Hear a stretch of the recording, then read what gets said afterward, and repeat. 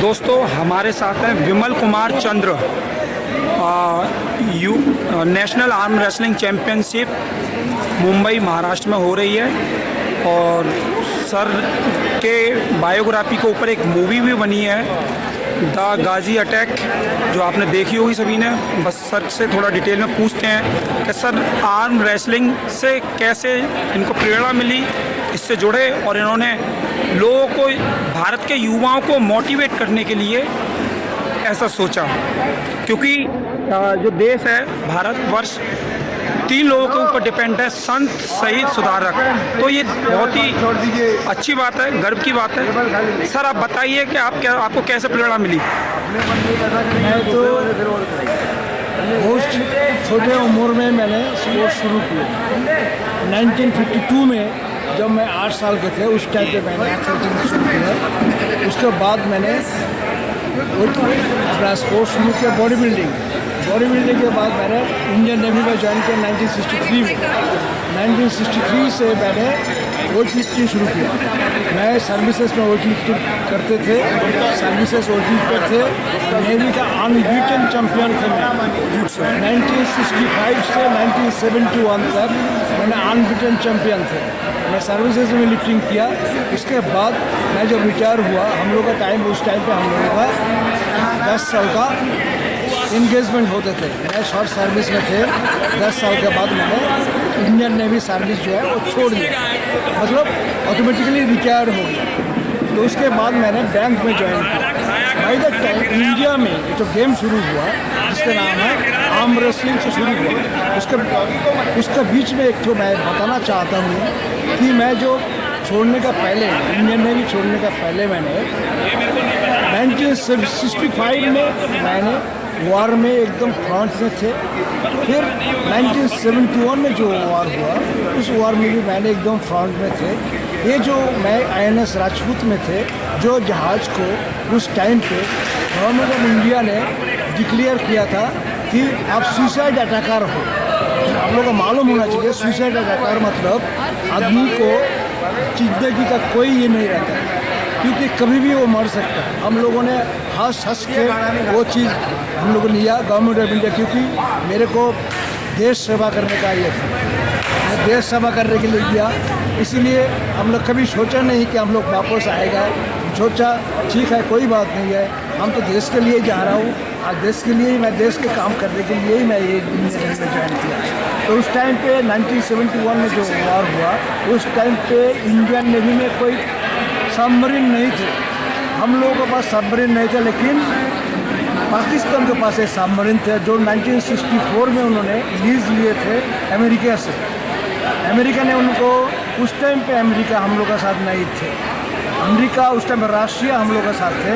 Russia हम लोग का मित्र देश था, लेकिन अमेरिका हम लोग का मित्र देश नहीं था। तो इसीलिए उन्होंने क्या किया, उन्होंने PNS गाजी, मतलब पाकिस्तान नेवल शिप गाजी बोल के एक जहाज़ जो है उन्होंने दिए थे 1964 में।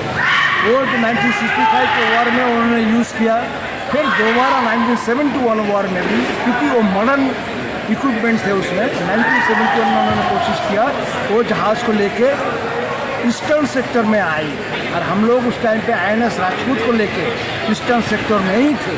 तो हम लोगों ने बताया कि आप लोगों का एक काम करो, किसी भी हालत से हम लोग को इंटेलिजेंस रिपोर्ट मिले हैं कि गाजी जो मॉडर्न सबमरीन है पाकिस्तान को, वो आ रहे हैं हम लोगों का किसी भी, मतलब विशाखापत्तनम जो है उसी का आजू बाजू में रहेगा, लेकिन किसी भी हालत से उसको ख़त्म नहीं करे तो फिर बहुत मुश्किल हो जाएगा, क्योंकि हम लोगों का पास उतना अच्छा ये नहीं था, समरास्त्र नहीं था।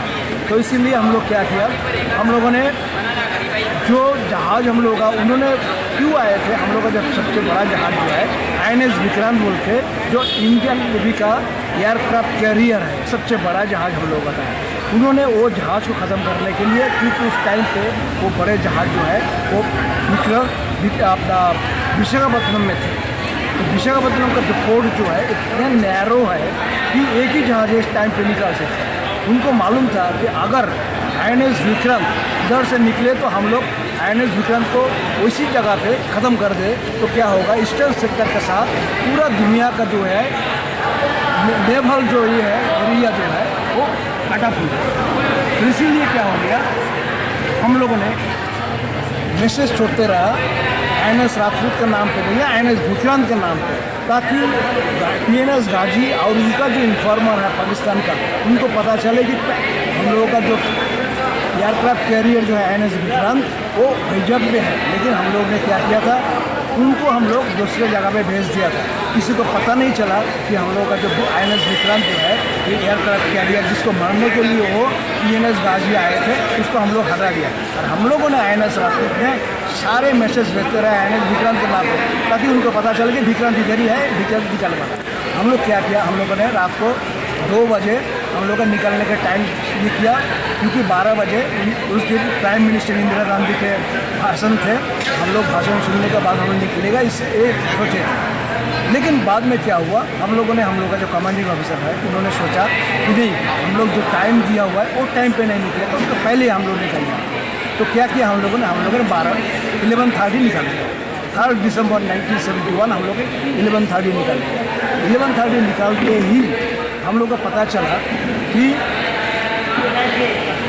PNS गाजी जो है, हम लोग का इन्फॉर्मर जो है, इन्फॉर्मेशन मिल गया था कि PNS गाजी आगे बढ़ी। तो हम लोग क्या किया, हम लोग के पास वो जहाज़ जो है, एक चीज़ मैं बताना चाहता हूँ, सुसाइड अटैकर क्यों किया था हम लोग का, किया था गवर्नमेंट ऑफ इंडिया ने, क्योंकि हम लोग के पास कुछ ये नहीं था।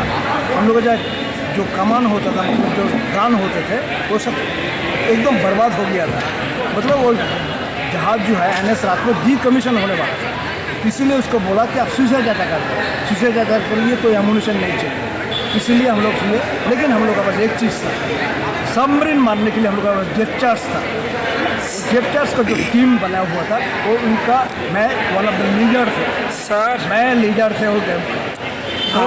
आपकी देशभक्ति के किस्से सुन के मेरे रोम रोम का एक एक अंग का रोंगटा खड़ा हो गया, और मेरे खून भी के अंदर देशभक्ति की भावना और प्रेरणा वैसे बचपन से भरी हुई है। लेकिन आज आपके मुंह से जो शब्द और आपको दर्शन करके मैं भी धन्य हो गया, क्योंकि आप जैसे दिव्य पुरुष के, मैं कह सकता हूँ दिव्य पुरुष, क्योंकि जो देश के लिए अपनी प्राणों की आहुति देने के लिए तैयार रहते हैं, हथेली पे लेके चलते हैं, तो ऐसे सौभाग्यशाली लोग होते हैं, तो उनके दर्शन करना भी दुर्लभ होता है। और मैं साक्षात उनके सामने खड़े होकर दर्शन कर रहा हूँ और उनसे प्रेरणा ले रहा हूँ, आर्म रेसलिंग की भी और नेवी से भी काफ़ी प्रेरणा। मैंने मूवी देखी है द गाजी अटैक, तो वो मूवी भी काफ़ी अच्छी थी। अब मेरे को पहली बार पता चला कि आपकी लाइफ के ऊपर द गाजी अटैक पूरी मूवी बनी हुई है। मुझे बड़ी खुशी हुई, और इसी के साथ मैं आपको सल्यूट करता हूँ।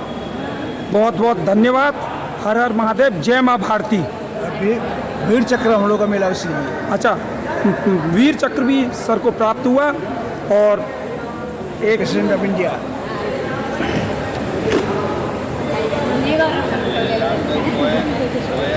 भैया देख लो, ये सर हैं, आर्मी में थे, अब रिटायर हैं इंडियन नेवी में, अब ये रिटायर हैं। लेकिन इन्होंने देश के लिए अपनी प्राणों की रक्षा ना करते हुए सेवा की है, और ऐसे राष्ट्र के सच्चे सैनिक को, उनको सल्यूट करता हूँ मैं दिल से। मेरे अंग अंग, मेरा रोंग रोंग, पूछो मत क्या कहूँ, मेरे पास शब्द नहीं है सर के लिए, बोलने के लिए।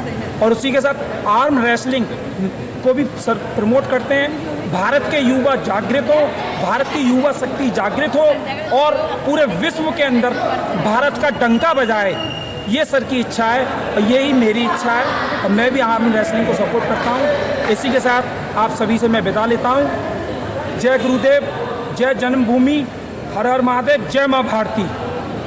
धन्यवाद सर।